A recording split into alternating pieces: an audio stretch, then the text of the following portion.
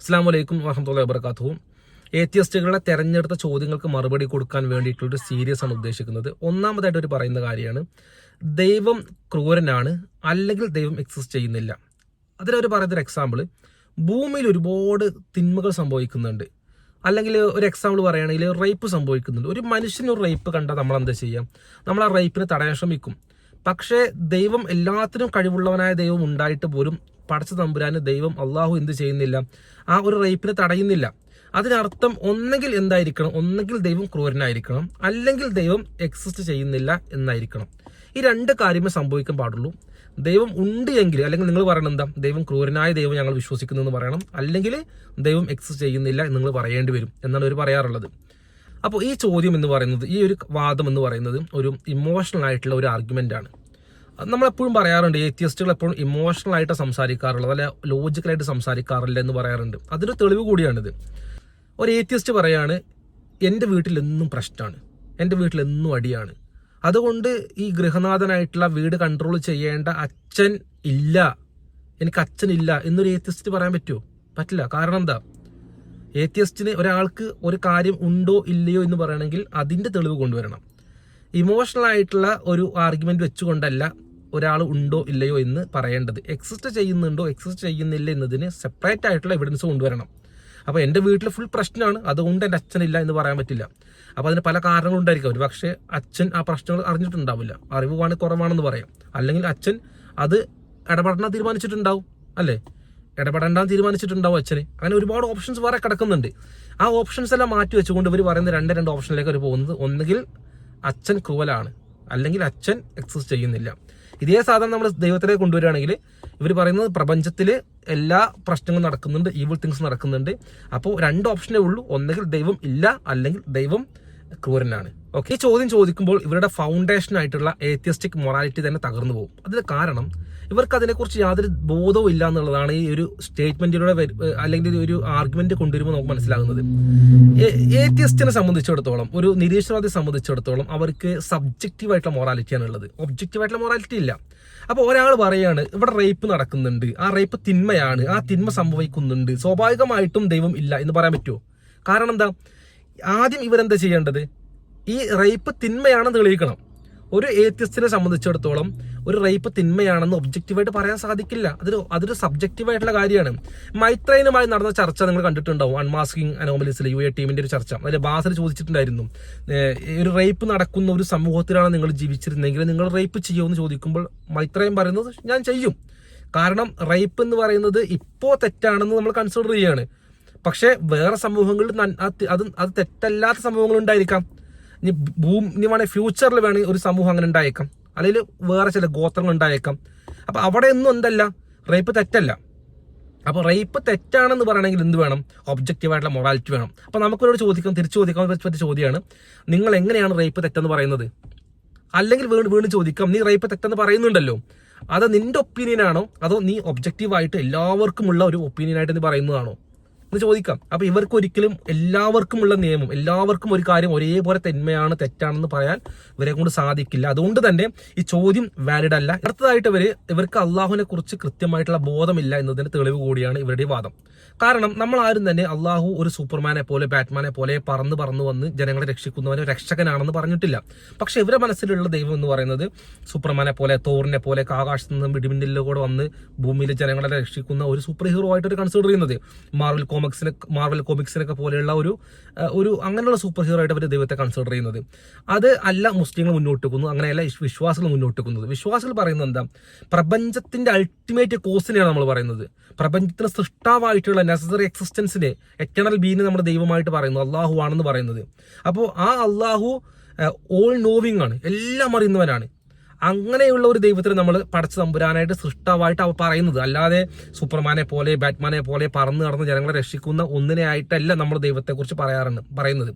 അതുകൊണ്ടാണ് നിങ്ങൾ മനസ്സിലാക്കുക, ഏത്തിയസ്റ്റുകൾക്ക് ദൈവം എന്താണെന്ന് മനസ്സിലാക്കാൻ സാധിക്കാത്തത് കൊണ്ടാണ് അവർ വിശ്വാസികളെ കളിയാക്കാൻ മോക്കിയാൻ വേണ്ടിയിട്ട് ഡിങ്കൻ എന്ന് പറയുന്ന ഒരു ദൈവത്തിനെ അവർ പ്രതിഷ്ഠിക്കുന്നത്. സത്യം പറയുകയാണെങ്കിൽ അവർക്കുള്ള ബുദ്ധി ഇല്ലായ്മയാണ് തെളിയിക്കുന്നത്. കാരണം ഡിങ്കൻ എന്ന് പറയുന്ന ഒരു സൂപ്പർ ഹീറോ ബാലഭൂമിയിലാണ് തോന്നുന്നു ഒരു സൂപ്പർ ഹീറോ. ആ ഒരു സൂപ്പർ ഹീറോ കോമിക്ക് അത് എന്ന് പറയുന്നത് ഒരു പ്രപഞ്ച സൃഷ്ടാവോ എറ്റേണൽ ബീയിങ്ങോ അൾട്ടിമേറ്റ് കോസ് ഒന്നുമല്ല, അതൊരു സൂപ്പർ ഹീറോ ആണ്. അപ്പൊ ഇപ്പോഴും വരെ മനസ്സിലുള്ളത് ദൈവം എന്ന് പറഞ്ഞാൽ സൂപ്പർ ഹീറോ ആയിട്ട് അവർ കൺസിഡർ ചെയ്യുന്നത്. ഇവർക്ക് ഇപ്പോഴും ദൈവം ആരാണെന്ന് പോലും മനസ്സിലായിട്ടില്ല എന്നുള്ളതാണ് ഇത് തെളിയിക്കുന്നത്. അടുത്തതായിട്ട് ഇതൊരു ഫാലസി കൂടിയാണ്, സ്ട്രോമാൻ ഫാലസി. സ്ട്രോമാൻ ഫാലസി എന്ന് പറയാൻ കാരണം, നമ്മൾ ആരും തന്നെ പറഞ്ഞിട്ടില്ല ഭൂമിയിൽ ദൈവം എക്സിസ്റ്റ് ചെയ്യുന്നുണ്ടെങ്കിൽ ഭൂമിയിൽ തിന്മകൾ സംഭവിക്കില്ല എന്ന് നമ്മൾ പറഞ്ഞിട്ടില്ല.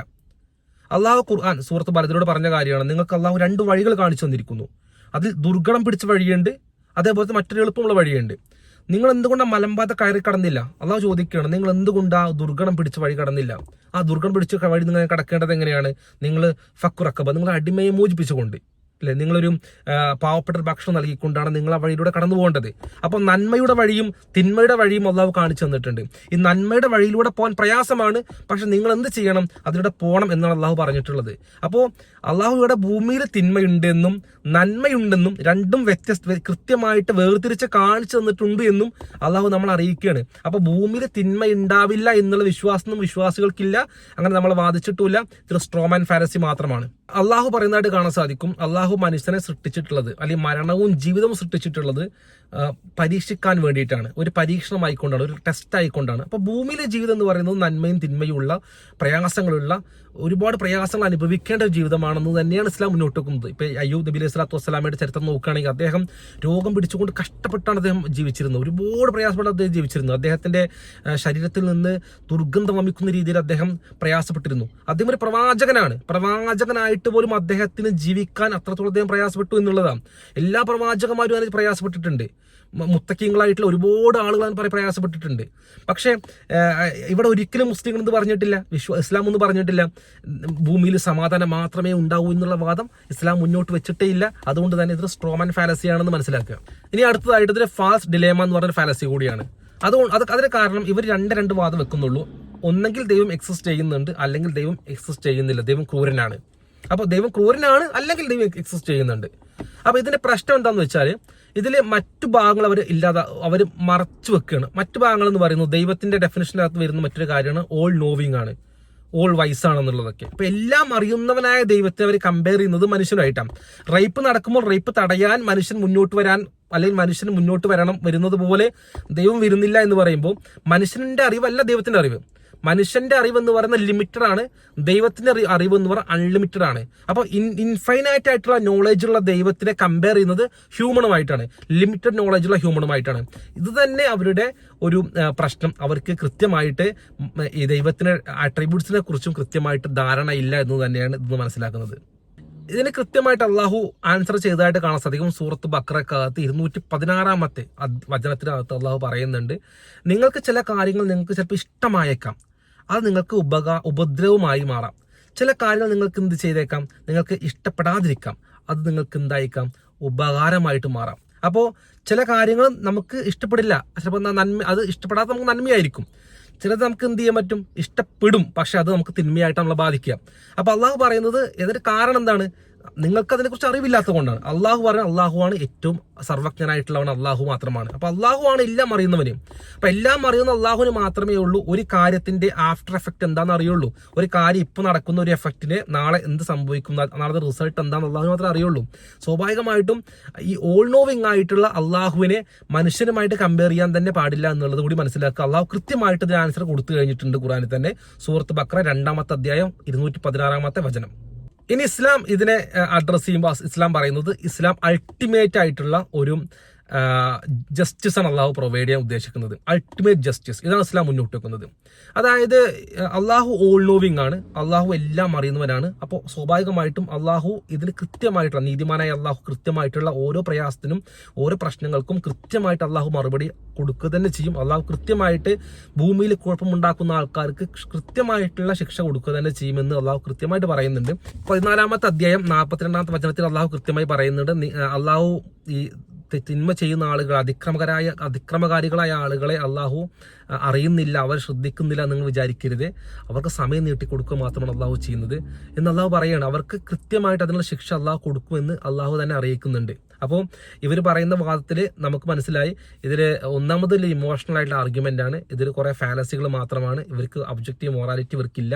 അപ്പോൾ ഈ ചോദ്യം തന്നെ അവർ കൊണ്ടുവരാൻ സാധിക്കില്ല എന്ന് മനസ്സിലാക്കുക. അപ്പോൾ നമ്മൾ തിരിച്ചു ചോദിക്കേണ്ട ചോദ്യം, നിങ്ങൾക്ക് എങ്ങനെയാണ് ഒരു റേപ്പ് തെറ്റാന്ന് പറയാൻ സാധിക്കുന്നത്? അപ്പോൾ റേപ്പ് തെറ്റാന്ന് തെളിയിക്കുന്ന എന്ത് രേഖയാണ് നിങ്ങളുടെ കയ്യിലുള്ളത്? നിങ്ങൾക്ക് എന്ത് ഒബ്ജക്റ്റീവ് മൊറാലിറ്റി നിങ്ങളുടെ കയ്യിലുള്ളത്? നിങ്ങൾക്ക് എന്ത് സ്കില നിങ്ങളുടെ കയ്യിലുള്ളതെന്ന് തിരിച്ചു ചോദിക്കാം.